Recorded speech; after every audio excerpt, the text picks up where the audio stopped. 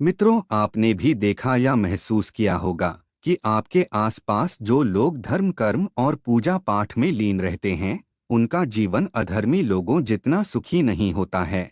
और आपके आसपास या आपके जानने वाले लोग जो बुरे कर्मों में संलिप्त रहते हैं, वो दिन प्रतिदिन अमीर होते जाते हैं और ऐसा आराम की जिंदगी गुजारते हैं।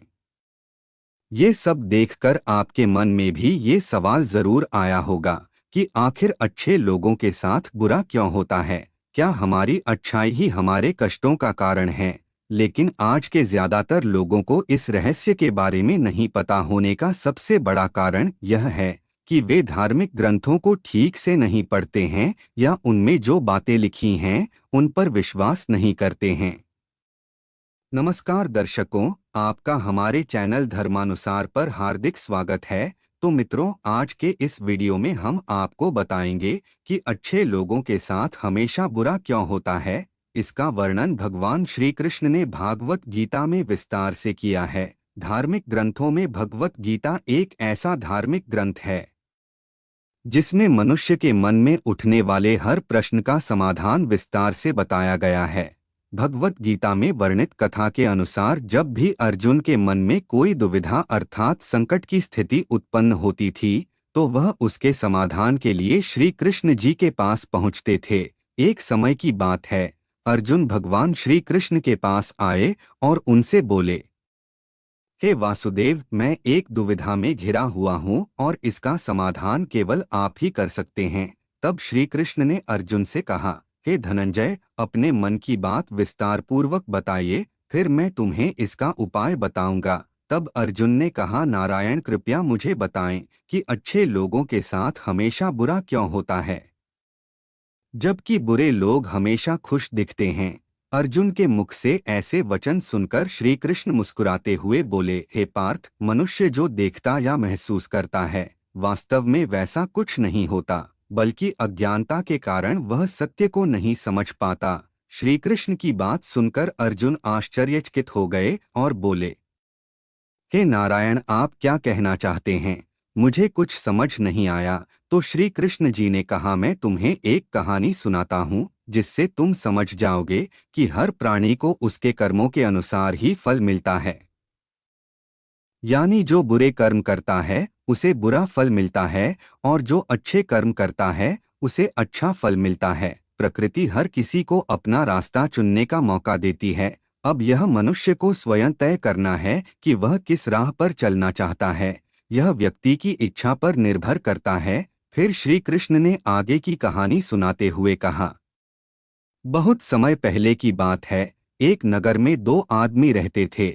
उनमें से एक व्यापारी था जिनके जीवन में धर्म और नीति का बहुत महत्व था। वह भगवान की पूजा और भक्ति में बहुत विश्वास करता था। चाहे कुछ भी हो जाए, वह मंदिर जाना नहीं भूलता था, न ही दान धर्म के कार्य में किसी प्रकार की कमी रखता था।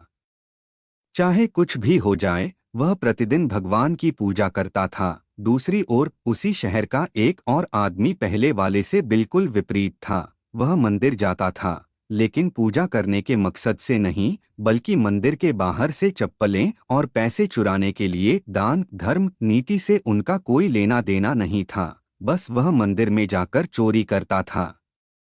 इसी तरह समय बीतता गया और एक दिन उस शहर में बहुत तेज बारिश हो रही थी, जिसके कारण उस दिन मंदिर में पंडित के अलावा कोई नहीं था। जब यह बात दूसरे व्यक्ति को पता चली तो उसने सोचा कि अब मंदिर से पैसे चुराने का सही समय है। बिना देर किए वह बारिश में ही मंदिर पहुंच गए। मंदिर पहुंचकर उसने पुजारी की नजरों से बचते हुए मंदिर में मौजूद सारे आभूषण चुरा लिए और बहुत खुशी से वहां से निकल गया।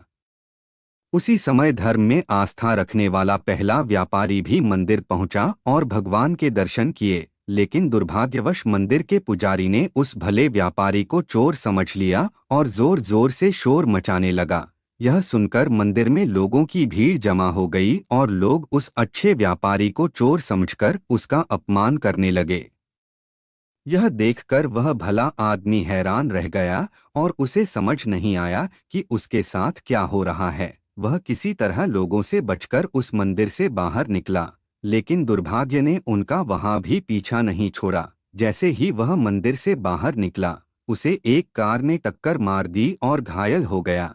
फिर व्यापारी लंगड़ाते हुए घर जाने लगा और रास्ते में उसकी मुलाकात उस व्यक्ति से हुई जिसने मंदिर से पैसे चुराए थे। वह नाचता हुआ जा रहा था और जोर जोर से कहता जा रहा था कि आज तो मेरी किस्मत चमक गई, एक साथ इतने सारे पैसे मिल गए। जब अच्छे व्यापारी ने उस दुष्ट व्यक्ति की बातें सुनी तो उसे बहुत आश्चर्य हुआ और क्रोध आया। उसने घर जाते ही भगवान की सभी तस्वीरें निकालकर फेंक दीं। भगवान से नाराज होकर वह अपना जीवन व्यतीत करने लगा। कुछ समय बाद दोनों व्यक्तियों की मृत्यु हो गई और दोनों यमराज की सभा में पहुंचे। जब उस व्यापारी ने उस दुष्ट व्यक्ति को अपने पास खड़ा देखा तो क्रोधित होकर उसने यमराज से पूछा कि मैं सदैव अच्छे कर्म करता था, वह ईश्वर, पूजा पाठ, दान पुण्य में विश्वास रखता था, जिसके बदले में मुझे जीवन भर अपमान और पीड़ा ही मिली और अधर्म करने वाले इस पापी आदमी को नोटों से भरा बंडल।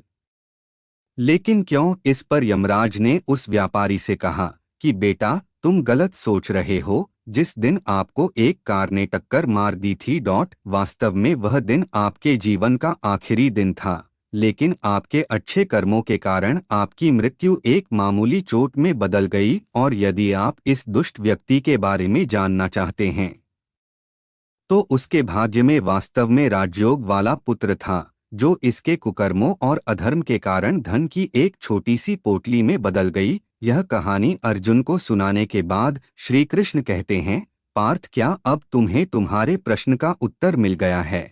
यह सोचना कि भगवान लोगों के अच्छे कामों को नजरअंदाज कर रहे हैं बिल्कुल भी सच नहीं है। मनुष्य यह नहीं समझ पाता कि ईश्वर हमें क्या और किस रूप में दे रहा है, लेकिन अगर आप अच्छे कर्म करते हैं तो भगवान की कृपा हमेशा आपके साथ रहती है।